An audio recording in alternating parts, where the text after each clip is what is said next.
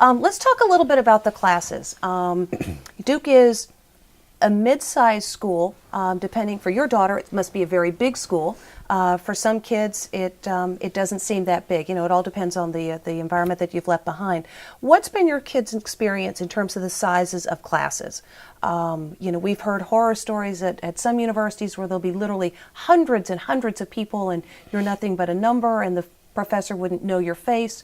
Has that been your experience here at Duke? Not really, but you know, there are some classes that could be big because some of the common classes that all majors has to take.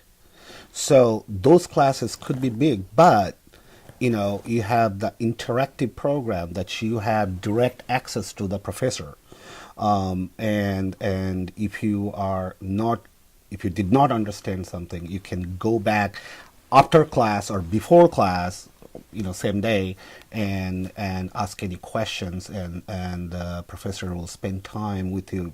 If it's not 1 hour, it could be 2 hours. And those are typically the introductory classes, like the beginning science, the Right, beginning right, English, and so right. on. Wendy, what's John's experience been?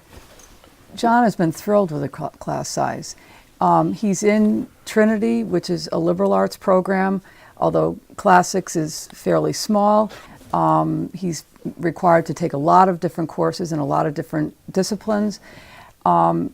He's had maybe a couple classes where they've been 100, like introductory computer science.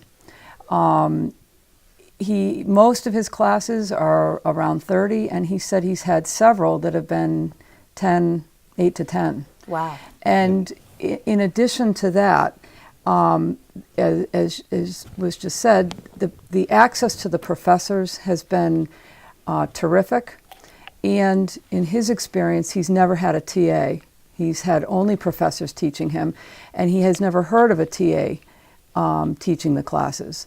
And that isn't something that's offered at all schools. And from my personal perspective, if I'm going to spend this kind of money, I would rather have professors teaching my child than a TA.